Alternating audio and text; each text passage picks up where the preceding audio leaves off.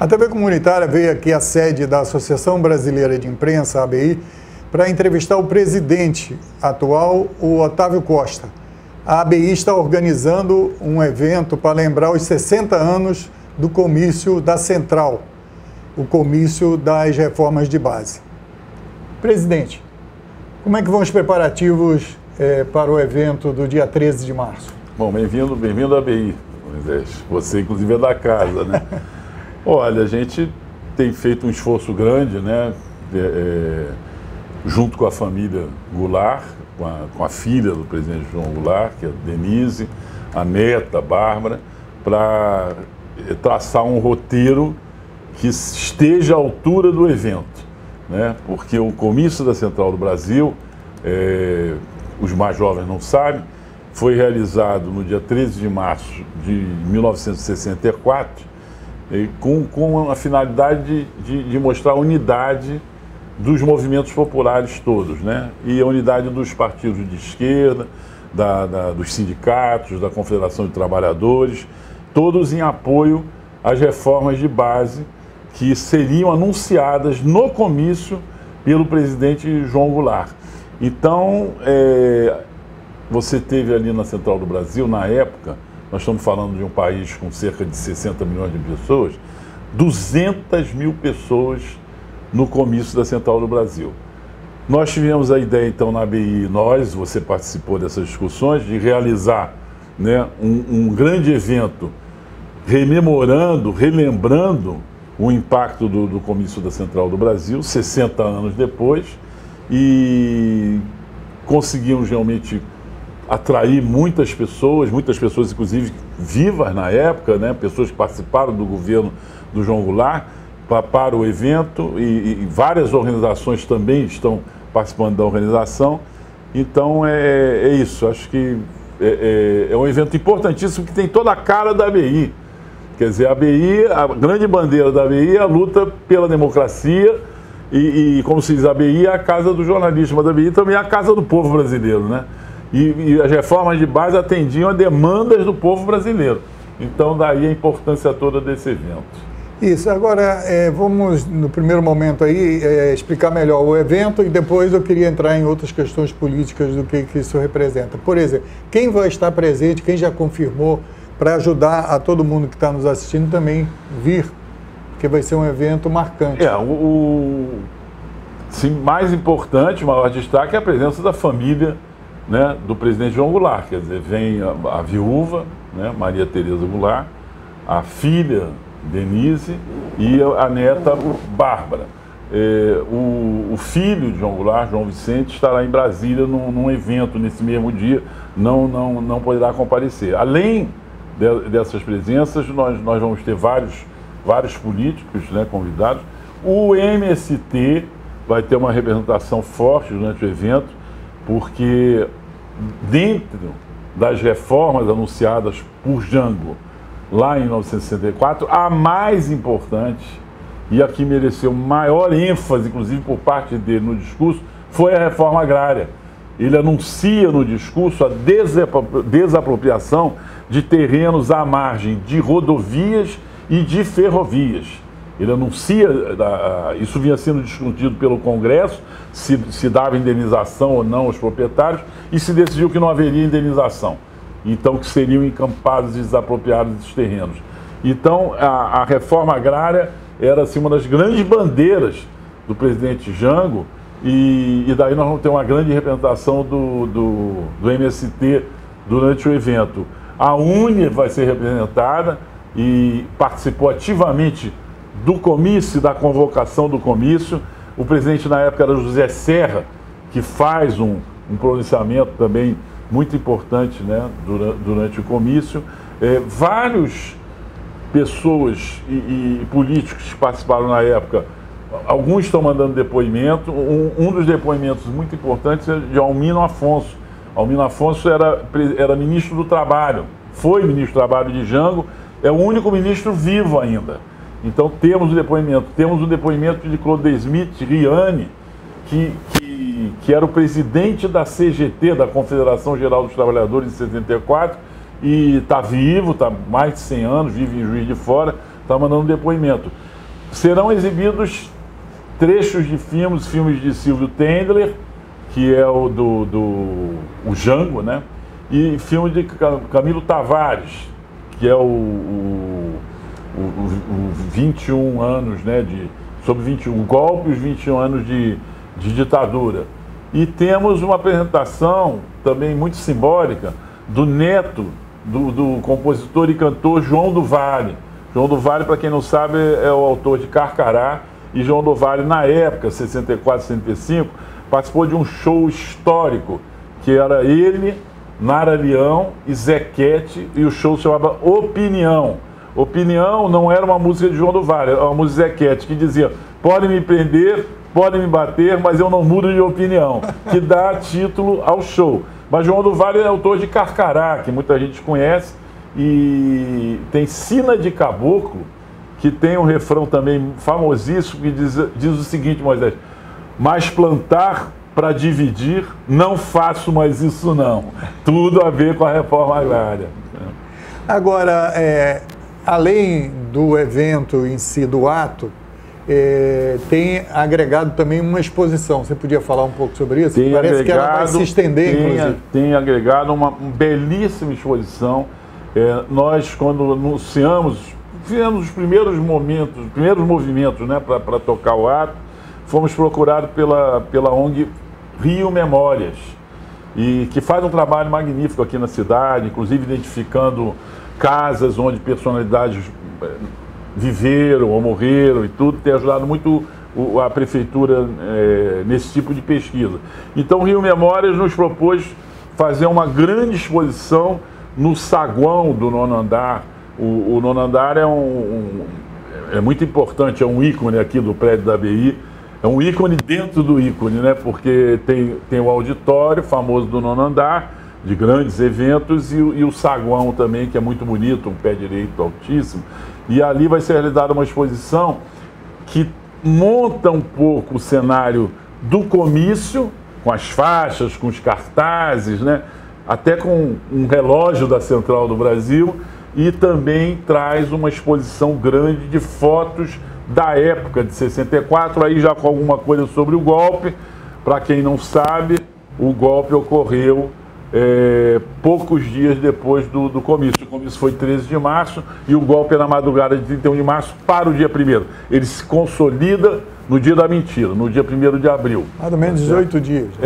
Mais ou menos 18 dias depois do comício. Então, há também essa exposição de fotos e tem também sonoras de discursos da época, de músicas da época, sonoras de parte do discurso do Django, né? Porque o discurso do Django no comício é uma peça importantíssima, importantíssima. Então, presidente, podia também, você está tendo o cuidado de dizer que as pessoas que não têm conhecimento desse episódio, destacar. Sim. E seria importante, então, as reformas de base, que ficaram com umas reformas que fariam uma mudança significativa na economia e na vida social do país, quais as que você destacaria? Você já falou da reforma agrária, quando citou o MST, e tem a questão das remessas de lucro. Sim. Cita um pouco isso para o pessoal. A lei quer dizer, a reforma agrária era o eixo central, era a reforma agrária, que vinha sendo discutida,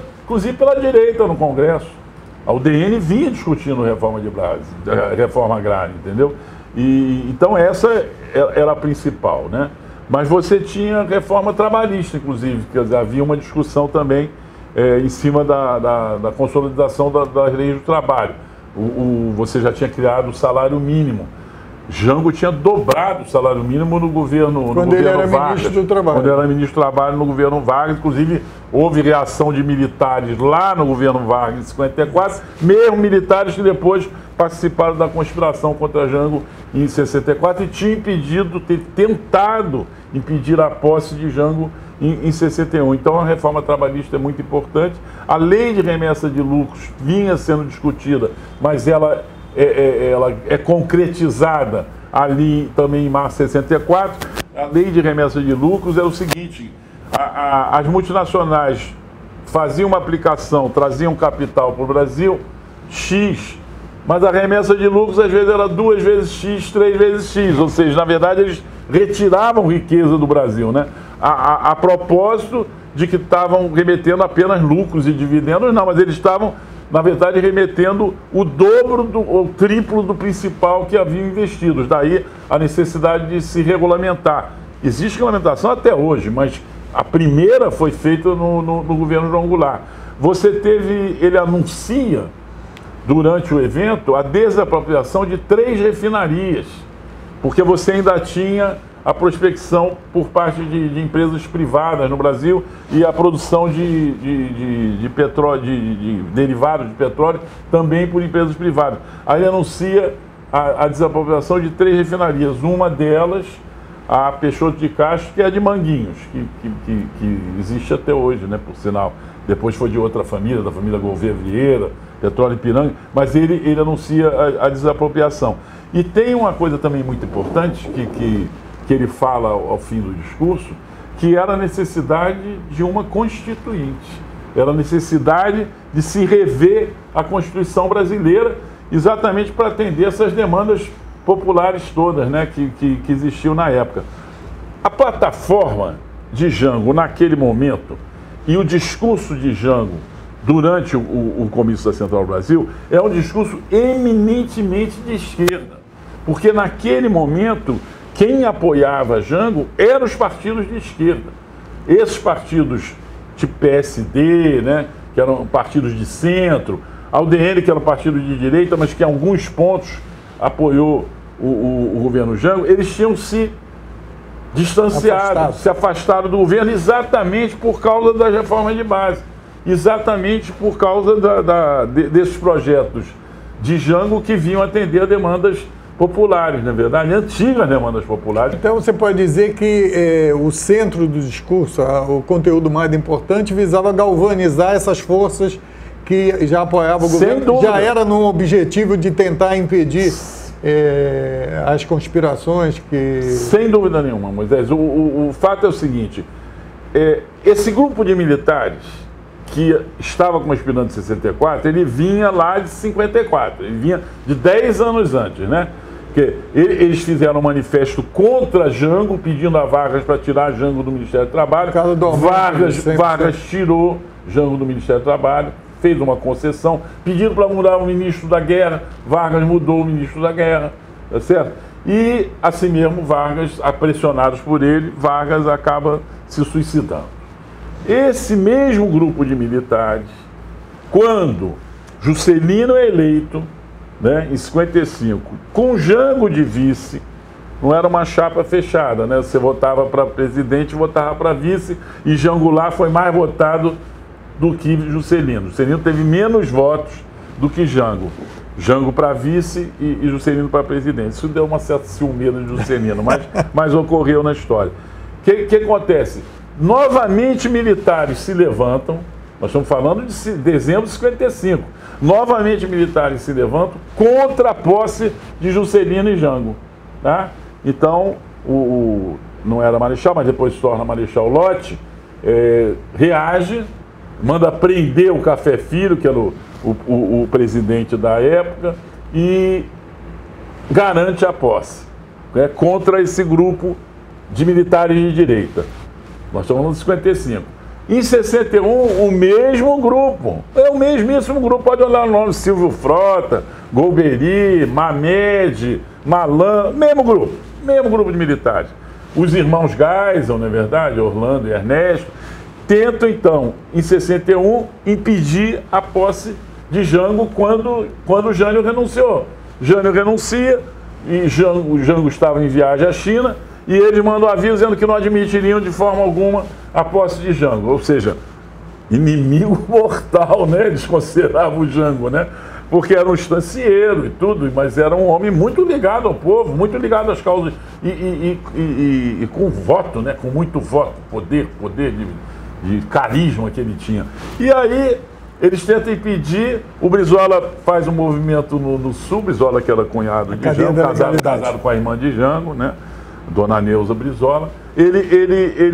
Brizola se levanta, governador no Sul, consegue que o Terceiro Exército apoie, e enfrenta esses militares de direita, acaba sendo bem sucedido, consegue outros apoios. Faz uma negociação para o mesmo de outros apoios de militares e tudo, que reconhece que era ir contra a Constituição, né? Evidente, era o presidente renunciou, o vice-presidente tomava posse. Claro. Bom, Brizola garante a posse de Jango, Jango toma posse. Mas eles fizeram uma exigência. Não pode ser um regime presidencialista, tem que ser um regime parlamentarista.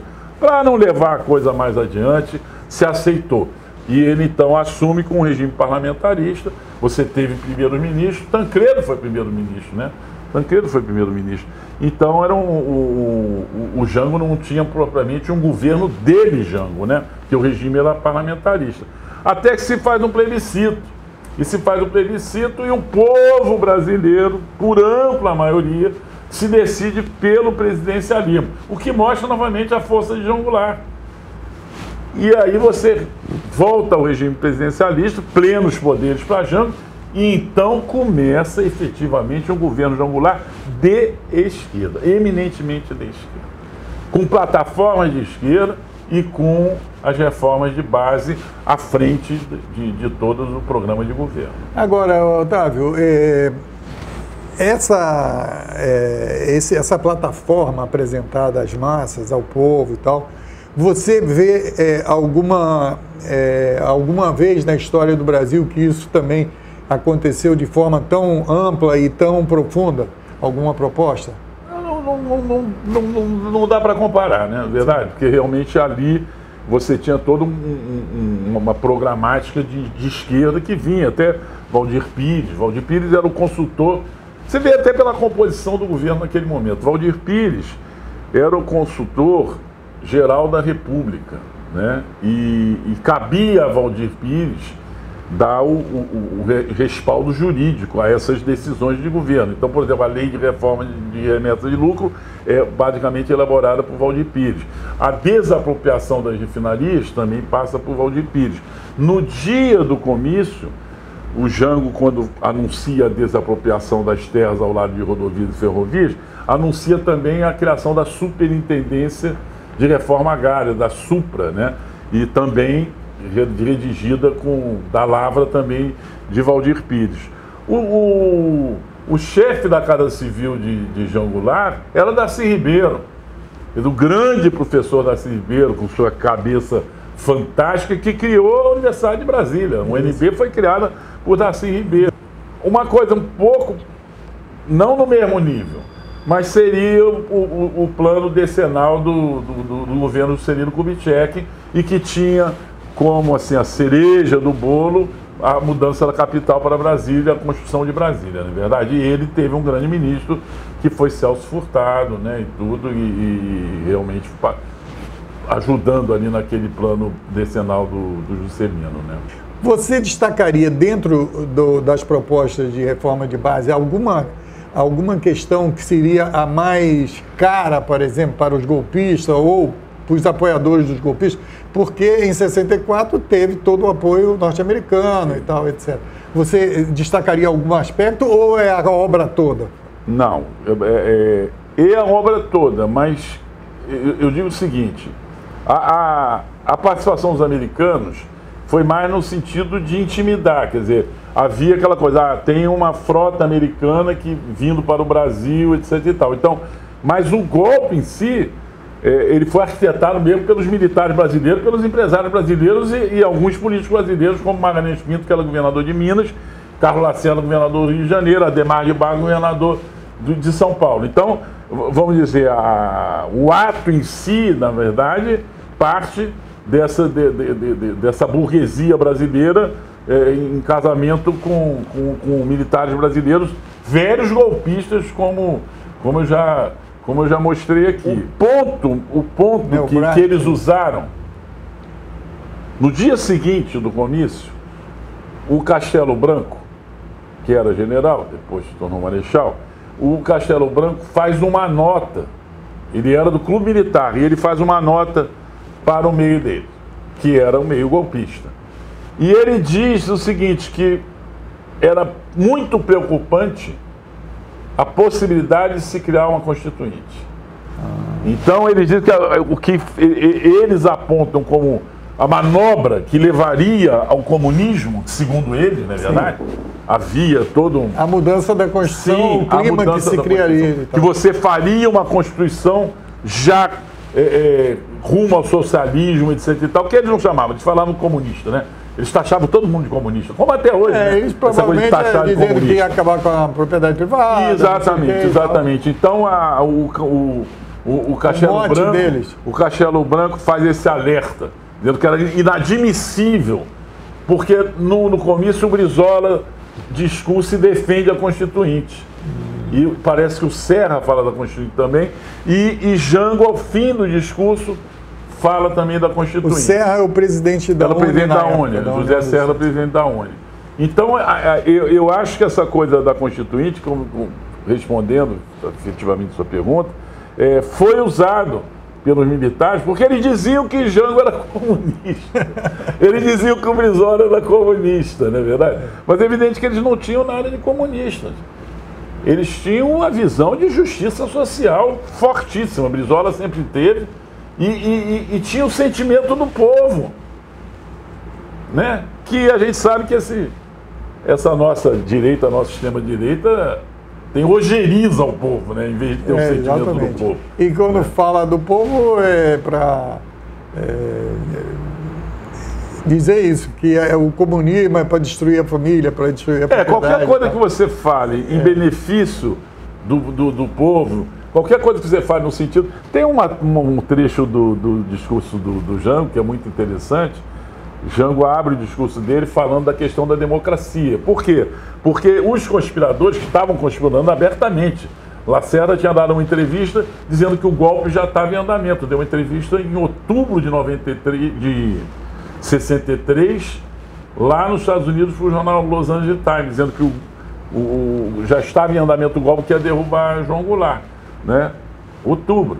Então, o golpe, né, os militares já se movimentando, e aí você tem a reação, né, aos militares, é óbvio. Mas o argumento dos militares é o seguinte: mas o Jango quer dar um golpe comunista, né, e já está em andamento o comunismo, você entendeu? E aí falavam do PRES, que o PRES estava por trás, né, da marcha comunista. Parte da igreja, evidente, conservadora, reacionária, apoia essa versão do comunismo. Aí no discurso, Jango fala da democracia e diz: não, eu não estou levando para o comunismo. O subversivo não sou eu. Subversivo são esses milicos e esses políticos que querem derrubar a nossa Constituição, que querem dar um golpe. Eles sim são subversivos.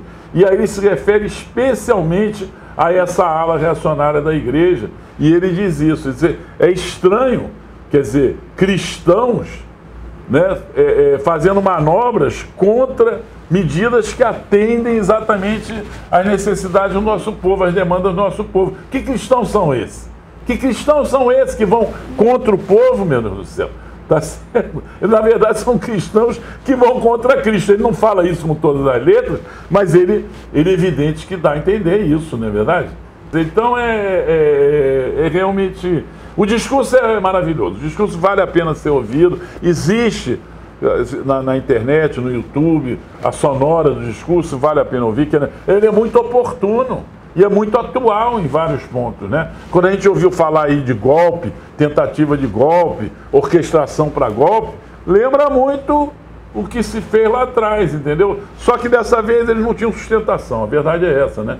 Porque se tivesse sustentação, nós não estaríamos aqui conversando, né, Moisés? Agora, Otávio, vamos usar aí o finalzinho para você fazer uma nova convocação, que a gente começou lá falando do ato e tal. Por que os jovens têm que vir para cá, o pessoal todo, para a ABI, quarta-feira, dia 13 de março, quando completa 60 anos do comício da Central, que é o comício das reformas de base, às 16 horas. Olha, esse ato... As câmaras estão aí para você. Esse ato, ele tem muito a ver com o que a gente chama de DNA da ABI, na verdade. A ABI é uma entidade que defende a democracia ao longo da história. A ABI vai fazer 116 anos agora, dia 7 de abril. E ao longo de toda a sua vida, a ABI defende a democracia, defende a liberdade de expressão, defende a liberdade de imprensa e defende todas as demandas do povo, e defende a justiça social, e defende a soberania do país, e defende as riquezas nacionais. Isso tudo estava em jogo lá quando foi feito o comício da Central do Brasil. E o comício da Central do Brasil foi realizado exatamente como uma tentativa de mostrar a força do povo para impedir um golpe que todo mundo já sabia que estava sendo articulado. Quer dizer, o governo, com o comício, o que Jango tentou fazer foi dizer, olha, não, é um absurdo, né, você criar um movimento contra o desejo do povo brasileiro. E o povo queria as reformas, né? O povo queria a reforma agrária. A reforma agrária era defendida. Prestes, quando foi senador da República, lá nos anos 40, a principal bandeira de Prestes era a reforma agrária. Então, ele estava defendendo ali uma reforma agrária, uma reforma trabalhista, que tinha tudo a ver com o que o povo brasileiro desejava, você entendeu? E este é o espírito do comício, e esse espírito prevalece até hoje. Prevalece. Por que o MST está aí até hoje sendo combatido, né, pelos grandes empresários do setor agrícola, né? Porque está defendendo que se dê terra ao nosso povo. Até hoje, nós estamos falando de 60 anos atrás e a demanda é a mesma, a bandeira é a mesma. Entendeu? Quando a gente fala de reforma trabalhista, a mesma coisa, de assegurar direitos, ao contrário, né? Houve uma reforma ali no governo Temer que retirou os direitos dos trabalhadores. Então você também está discutindo uma reforma trabalhista nesse momento. Então são questões, a questão da Petrobras está sendo discutida hoje da mesma forma, entendeu? As questões estão aí, né? Essas bandeiras populares estão aí presentes até hoje. E daí um grande simbolismo desse evento que a ABI está realizando no dia 13 de março, com a presença da família de João Goulart. E de alguma forma é uma homenagem também ao presidente. É uma grande homenagem ao presidente João Goulart. Outro dia eu vi uma palestra de um professor da UFRJ, Jorge Ferreira, que fez uma belíssima biografia de Jango, e ele dizendo que houve uma tentativa nesse país, nesses últimos anos, de se apagar a figura de João Goulart, como se não tivesse existido esse grande presidente e esse grande político. Foi um grande político, entendeu? Um homem que, cargos que ocupou e a votação expressiva que ele sempre teve. Há quem diga que, ao tempo, em 64, havia pesquisas de opinião já, e que Jango seria reeleito com grande facilidade. Existem essas pesquisas. Tá certo? Então ele era muito bom de voto, né? Muito bom de voto, carismático, não é verdade? E tinha aquela família então extraordinária, né? Que é uma mulher muito jovem, muito bonita, com 2 filhos muito garotos ainda, né? Denise e João Vicente. Então havia toda essa coisa carismática da família Goulart, entendeu? Então vale a pena vir, venham a ABI no 13 de março e venham aqui conhecer esse episódio magnífico da história brasileira. Eu quero agradecer aqui ao presidente da ABI, Otávio Costa, e convidar você, como o presidente falou, dia 13 de março, às 16 horas, aqui na Rua Araújo Porto Alegre 71, no prédio histórico e no auditório histórico da Associação Brasileira de Imprensa. Até um próximo programa da TV Comunitária do Rio, canal 6 da NET Claro. Tchau.